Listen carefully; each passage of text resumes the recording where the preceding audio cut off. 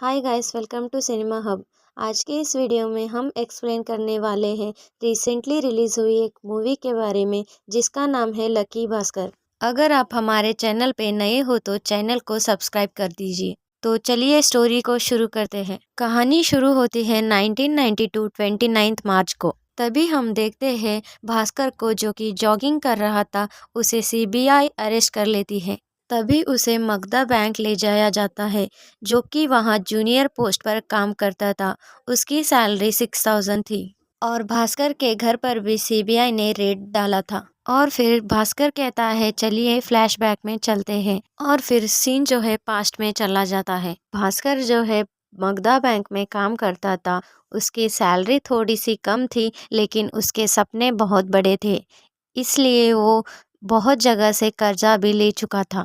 भास्कर जो है काम बहुत अच्छे से करता है और बैंक में 2-3 बार वो ईयर ऑफ द एम्प्लॉय भी हो चुका है।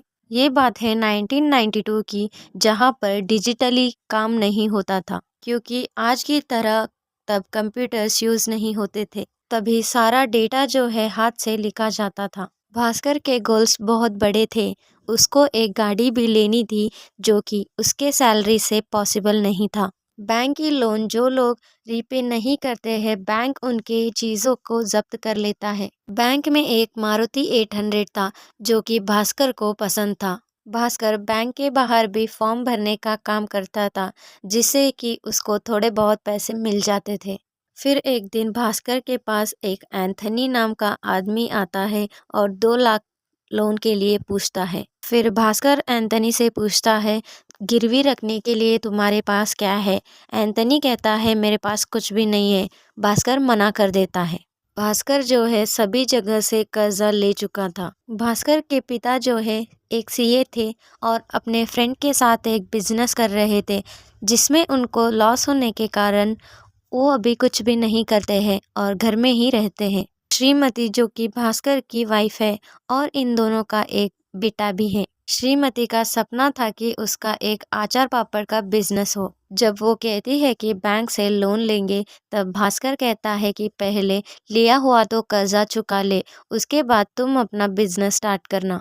पैसा ना होने के कारण भास्कर को बहुत ताने सुनने पड़ते थे, जो कि भास्कर और सुमति भाग के शादी किए थे, और सुमति के पेरेंट्स अभी तक नहीं माने। फिर अगले दिन एंथनी फिर से आता है और भास्कर से 2 लाख रुपए लोन के लिए पूछता है और अपने बिजनेस के बारे में बताता है।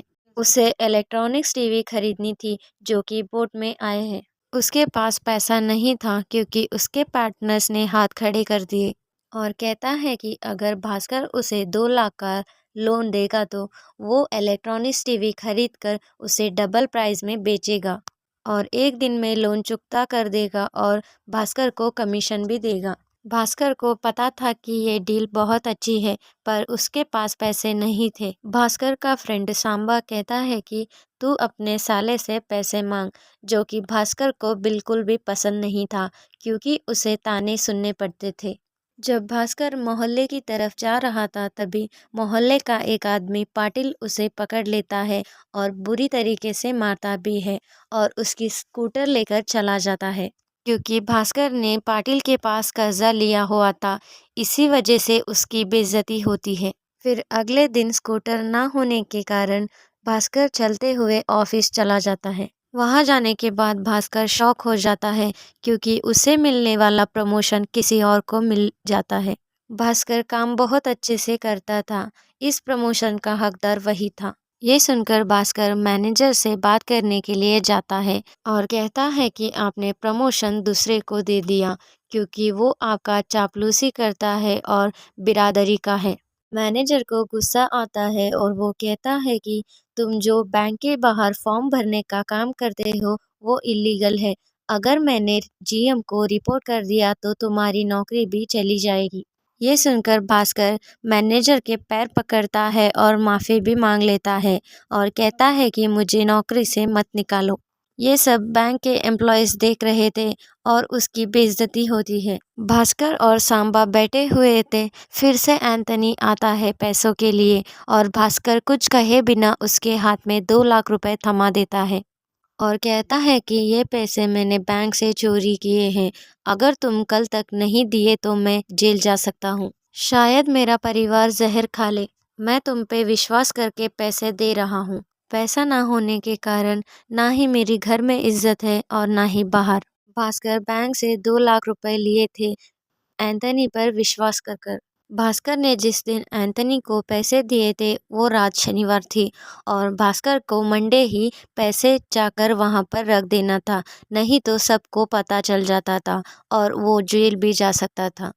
टीवीज डबल प्राइस में बिक जाते हैं और भास्कर को बैंक का पैसा भी मिला था और अपना कमीशन भी। उसके बाद मंडे जाकर भास्कर चुपके से बैंक में पैसा रख देता है और किसी को पता भी नहीं चल जाता। और भास्कर को इसकी आदत लग गई थी। शनिवार की रात को वो पैसे निकालता था और चुपके से मंडे जाकर रखता था और ये बात किसी को पता भी नहीं चलती थी। ये पैसे जाकर वो एंथनी को देता था जिसकी विदेश में बहुत कांटेक्ट थे।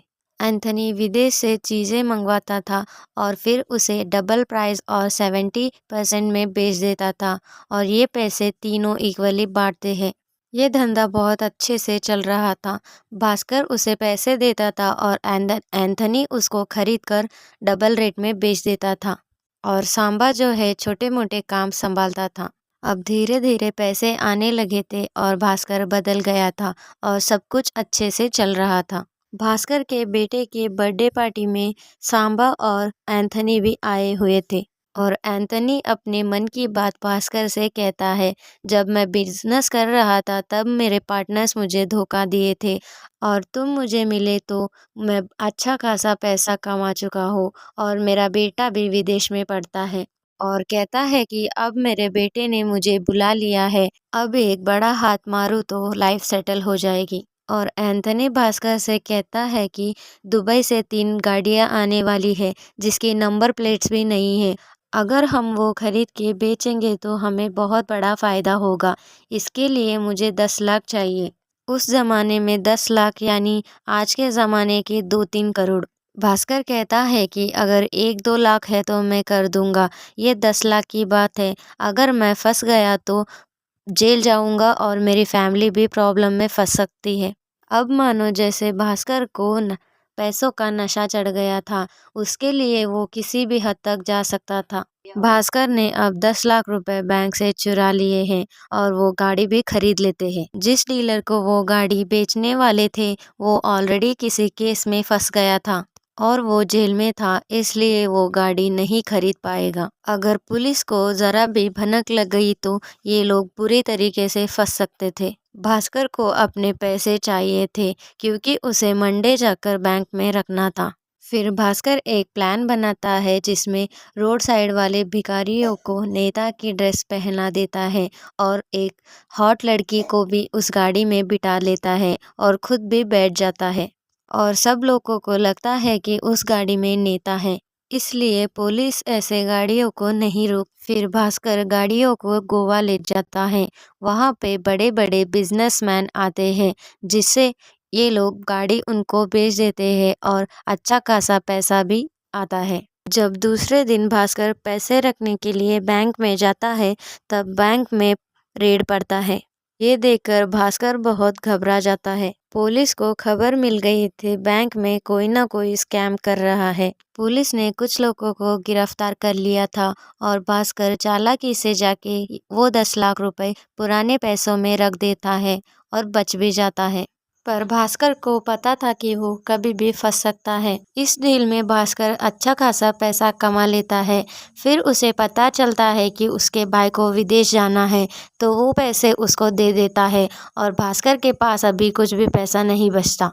फिर पढ़ने के लिए उसका भाई विदेश चला जाता है। दूसरे दिन भास्कर बैंक जाता है तब उसके सर उसे प्रमोशन देते हैं और 6,000 से सैलरी 19,000 हो जाती है और उसको एक गाड़ी भी मिल जाती है। भास्कर बहुत खुश था और उसके लाइफ में सब अच्छा चल रहा था। फिर सीन जो है प्रेजेंट में आता है। सीबीआई के ऑफिसर ने भास्कर को हिरासत में लिया था और उस पर रेड मारा था। जब भास्कर के अकाउंट का डिटेल्स निकालते हैं तब उनको पता चलता है कि उसके बैंक में 100 करोड़ थे। फिर हमें फ्लैशबैक दिखाया जाता है। भास्कर के सर भास्कर को कहते हैं कि कुछ स्पेशल कस्टमर्स होते हैं जिनकी वजह से हमारा मुनाफा होता है, और ऐसे ही एक कस्टमर को मैं तुम्हें हैंडओवर कर रहा हूँ जिसका नाम है हर्षद मेहता। आपको तो बीआर का सिस्टम पता ही होगा, जहाँ पर एक बैंक दूसरे बैंक को लोन देती है और इन दोनों के बीच एक ब्रोकर रहता है। एक बीआर अमाउंट रहता है जिसे हर्षद मेहता एक बैंक से लेकर दूसरे बैंक को देता है। हर्षद का असिस्टेंट आता है और भास्कर से कहता है कि बीआर अमाउंट ट्रांसफ़र होने के लिए थोड़ा देर हो सकता है, 2 हफ्ते भी लग सकते हैं। इसके लिए वो भास्कर को कमीशन देगा। इस बात पर भास्कर को शक होने लगता है और हर्षद के बारे में पता लगाता है। यहाँ पर पता चलता है कि ये बंदा बीआर अमाउंट जल्दी से ट्रांसफ़र नहीं करता है और ये पैसे शेयर मार्केट में लगा देता है। आने वाले प्रॉफिट ये रख लेता है और बीआर अमाउंट ट्रांसफ़र कर देता है, और इसमें सब लोग मिले हुए थे। भास्कर को इस स्कैम के बारे में पता चल जाता है। चाहे तो वो सर को बता सकता था, लेकिन उससे इसको फ़ायदा नहीं था। इसलिए वो हर्षद के पास जाता है और कहता है कि हर एक बीआर का अमाउंट में से मुझे 1% चाहिए। ये पैसे वो शेयर मार्केट में लगा देता था। ऐसे करके बहुत पैसा कमा लिया था और वो लॉटरी में पैसा लगाकर वहाँ से भी कमा लेता था, और वो अपना सारा पैसा वाइट में कन्वर्ट कर लिया था। और वो सीबीआई से कहता है कि ये सब पैसा मैंने स्टॉक से कमा लिया है, और ऐसे करके उसने बहुत सारा पैसा कमा लिया था। उस ज़माने के 50-100 करोड़ मतलब बहुत बड़ी रकम थी। उसे पैसों की लत लग गई थी। उसके गृहस्थी में भी प्रॉब्लम आ गए थे और वो किसी को भी कुछ भी नहीं समझ रहा था, और वो शराब का नशा कर रहा था। जब भास्कर कैबिन में बैठा था तो उसके मैनेजर आए थे और भास्कर उनसे पूछता है कि 91 करोड़ का बीआर आने वाला था, वो आया कि नहीं। हर्षद मेहता का मैनेजर कहते हैं कि उसके तो मैक्सिमम 1-2 करोड़ के ही बीआर आते हैं और मैं वो भी साइन कर देता हूँ। भास्कर को पता चल जाता है कि वो नकली साइन कर कर बीआर भेजता था, जिसे भास्कर अप्रूव कर देता है। ये सुनकर मैनेजर कहता है कि हम दोनों भी जेल जा सकते हैं। तभी उसे हार्ट अटैक आ जाता है और भास्कर के घर में भी बहुत झगड़े हो रहे थे। तब उनके पापा उसे पूछते हैं कि तू क्या स्कैम कर रहा है, और भास्कर उनको सब बता देता है क्योंकि वो सीए थे और उन दोनों के बीच कुछ बातें भी होती है। अगले दिन जब भास्कर बैंक जाता है तब उसके सीनियर कहते हैं कि हर्षद मेहता का बीआर अप्रूव करो। तब भास्कर रिज़ाइन करके बाहर चला जाता है। फिर सीबीआई ऑफिसर उसे कहता है कि भले ही तुम अपने अकाउंट के 100 करोड़ का डिटेल मुझे दे दो, मैं तुम्हें फंसा भी सकता हूँ, इसलिए तुम्हें बीआर अमाउंट का अप्रूव देना ही पड़ेगा।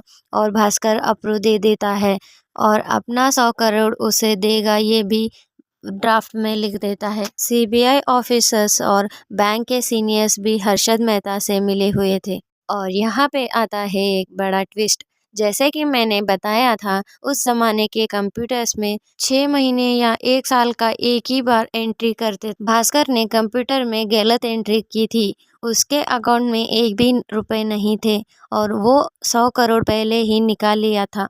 ये सब आइडिया उसके पापा ने उसे दिए थे क्योंकि वो एक सीए थे, क्योंकि उनको सब कुछ मालूम था। और उसके पापा ने कहा था कि अमेरिका में एक घर ले, और पूरी फैमिली वहाँ पर शिफ्ट हो गई। यहीं पर इस मूवी की कहानी ख़त्म होती है। और आपको ये मूवी कैसी लगी कमेंट बॉक्स में बताइएगा ज़रूर। तो मिलते